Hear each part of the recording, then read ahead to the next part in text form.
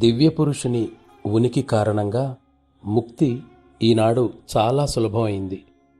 సామాన్యంగా ప్రజలు ముక్తిని దాటి ఆలోచించలేరు. దానినే వారు మానవుడికి సాధ్యమయ్యే చిట్టచివరి సిద్ధిగా భావిస్తారు. కానీ వారి అభిప్రాయం తప్పు. వాస్తవానికి ముక్తి అనేది దివ్యపథంలో అత్యంత తక్కువ స్థాయి సిద్ధి. అందువల్ల అది పసిబిడ్డ ఆడుకునే ఆటబొమ్మ వంటిది మాత్రమే. ఇక ముందు సాధించవలసింది ఇంకా చాలా ఉంది. అనంత సాగరం ఇంకా ముందే ఉంది. దాని విస్తీర్ణం కొలవశక్యం కాదు. నీ దృష్టిని దానిపై మాత్రమే నిలిపి దానిని కనుగొనడానికి మరింత ముందుకు పయనించాలి. కావలసిన వారికెవరికైనా సరే సహాయం చేయడానికి నా హృదయం సదా సిద్ధంగా ఉంటుంది.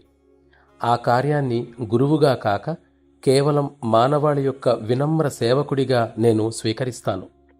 సమర్థత కలిగి గురువులుగా పనిచేసే గురువులు ఇప్పుడూ ఉన్నారు, ఇదివరలోనూ ఉండేవారు.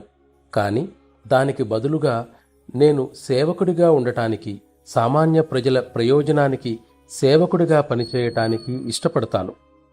దయతో మీకు చెప్పినట్లు చేయండి. మీ దినదినాభివృద్ధి గురించి, ఇంకా ఏమైనా అడ్డంకులు ఉంటే వాటి గురించి నాకు తెలపండి. నిరంతర స్మరణతో పట్టు విడవకుండా ముందుకు సాగిపోతూ ఉంటే లక్ష్యాన్ని నీవు చాలా సులభంగా సాధించగలవని నమ్మకంగా చెప్పగలను.